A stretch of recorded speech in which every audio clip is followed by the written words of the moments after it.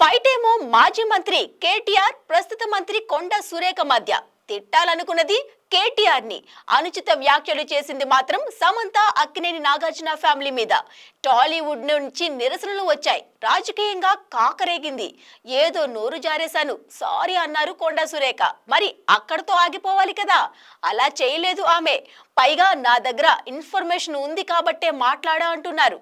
ఎందుకిలా సినీ celebrity soft target గా మారుతున్నారా? ఒకవేళ అదే నిజమైతే అవకాశం ఎవరిచ్చారు?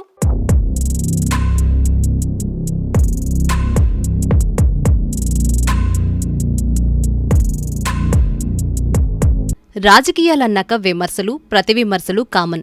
పొలిటీషియన్స్ మధ్య అలా మాటల యుద్ధం జరిగితేనే వారికి మనుగడ, లేకపోతే ఫేడౌట్ అయిపోతారు. లిమిట్స్ క్రాస్ చేయనంత వరకు ఇదంతా ఓకే, కానీ కామెంట్స్ పేరుతో రెచ్చిపోయి చెలరేగి నోరు పారేసుకుంటేనే కష్టం. ఇప్పుడు ఆ పనే చేశారు మంత్రి కొండా సురేఖ.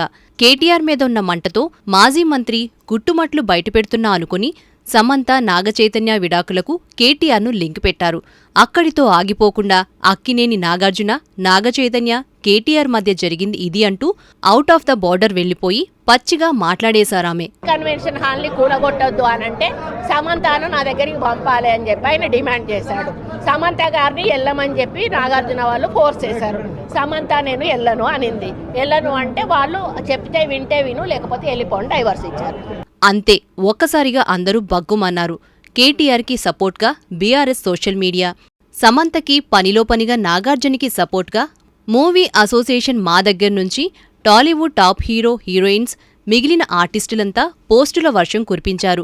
ఇలా మాట్లాడటం పద్ధతి కాదంటూ మొదలుపెట్టి మా జోలికి వస్తే ఊరుకోం, ఒక మహిళ మరో మహిళ గురించి ఇలాంటి కామెంట్ చేస్తారా, నువ్వు ఆడదానివా దెయ్యానివా అంటూ సురేఖను గట్టిగానే టార్గెట్ చేశారు. తప్పులేదు, ఆమె తన స్థాయి మరచి చేసిన వ్యాఖ్యలకు ఆ మాత్రం విమర్శలు ఎక్స్పెక్ట్ చేయొచ్చు. వెంటనే అలర్టైన సురేఖ తాను అలా మాట్లాడకుండా ఉండాల్సింది అంటూ సమంతకి సారీ చెప్పి తన వ్యాఖ్యలు వెనక్కి తీసుకుంటున్నా అన్నారు.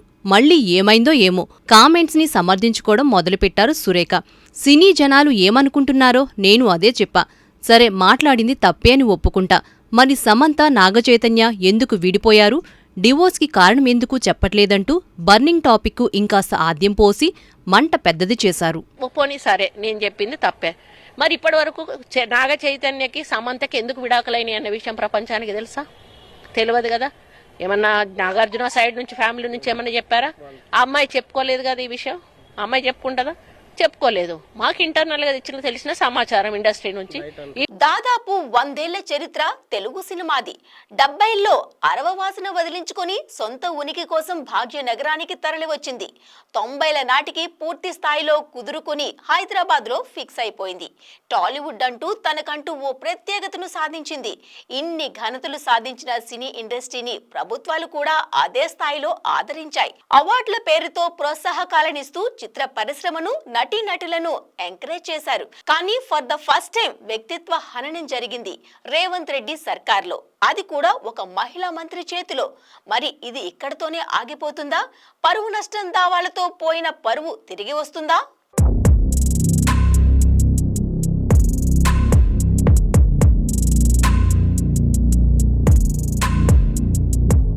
సురేఖ కామెంట్స్ మీద సీరియస్ అయి ఇటు నాగార్జున, అటు కేటీఆర్ ఇద్దరూ పరువు నష్టం దావా వేశారు ఆమె మీద. మ్యాటర్ కోర్టు ముందుకు వెళ్ళింది. క్షమాపణలతోనూ ఫైన్లతోనూ మ్యాటర్ క్లోజ్ అయిపోతుంది. కానీ అక్కినేని ఫ్యామిలీ మీద మచ్చ పోనే పోదు. పైగా ఇంత జరుగుతున్నా సురేఖ మాత్రం తగ్గట్లేదు. నేను ఫ్లూగ్గా అనలేదు, సమాచారం ఉంది కాబట్టే కామెంట్స్ చేశా అంటున్నారు. సురేఖ దగ్గర ఏ సమాచారం ఉందో ఎవరికీ తెలీదు. అది నిజమా లేక ఎవరో పిచ్చాపాటిగా అన్న మాటల్ని రిపీట్ చేస్తున్నారో కూడా క్లారిటీ లేదు.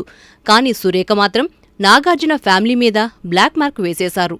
మొట్టికాయ వేసి నీ మాడు ఎంత గట్టిగా ఉందో అని చెబితే ఎలా ఉంటుంది, నశాలానికి అంటిద్ది కదా. సరిగ్గా అలాగే ఉంది సినీ సెలబ్రిటీల పరిస్థితి. ప్రతి ఒక్కరూ వచ్చి టాలీవుడ్ని గిల్లేస్తున్నారు, ఆ తర్వాత సారీ అని సరిపెట్టేస్తున్నారు. అసలే చిత్ర పరిశ్రమలో బోల్డెన్ని గ్రూపులు, అంతకు మించిన పాలిటిక్స్, వాళ్లలో వాళ్లకే పడక సీక్రెట్స్ లీక్ చేస్తూ పరువులు తీసుకుంటుంటారు ఒక్కోసారి. ఇప్పుడు రాజకీయ నాయకులు కూడా సినీ జనాల మీదే పడ్డారు. నిజానికి ఆర్టిస్టులకు పబ్లిక్ తమ గురించి ఏమనుకుంటున్నారో కనీస అవగాహన ఉంటుంది, బయటపడరంతే. ఆ సెలబ్రిటీ హోదా, ఇమేజ్ని కాపాడుకోవడానికి నానా కష్టాలు పడుతుంటారు.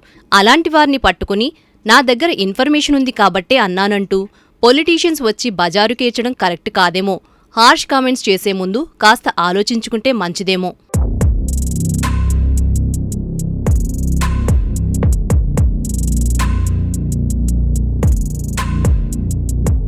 తాము అందరికీ టార్గెట్ అవ్వడానికి ఒక రకంగా సినీ జనాలు చేసుకున్న స్వయం కృతాపరాధం కూడా కారణమనే చెప్పాలి. తమలో తాము కొట్టుకుంటూ గ్రూపులు కోటరీలు క్రియేట్ చేసుకున్నారు. పోసాని, రామ్ గోపాల్ వర్మ లాంటి వాళ్లు రాజకీయం పేరుతో Nandamuri family, Pawan Kalyan and mega ఫ్యామిలీలో లేడీస్ ని, పిల్లల్ని పర్సనల్ గా టార్గెట్ చేసి ప్రెస్ మీట్లలో దారుణాతి దారుణంగా తిట్టారు. సోషల్ మీడియాలో చెత్త పోస్టులు పెట్టారు. ఇండస్ట్రీ పెద్దలు వాళ్లను అప్పుడే పిలిచి కాస్త గడ్డి పెట్టి ఉంటే ఇవాళ అవుట్ సైడర్స్ కి సినిమా వాళ్ల మీద కామెంట్స్ చేసే స్కోప్ దక్కేది కాదు. మనల్ని కాదుగా మనకెందుకులే అని అప్పుడు అనుకున్నారు. అందుకే ఇప్పుడు తల ఓ రాయి వేసిపోతున్నారు. దెబ్బ తగిలిన వాళ్ళేమో అల్లాడిపోతున్నారు. పరువు నష్టం దావా వేసి కోర్టుకు లాగామన్న తాత్కాలిక ఆనందం తప్ప అన్నమాట పడ్డ మచ్చ ఎవరికీ పోదు కదా.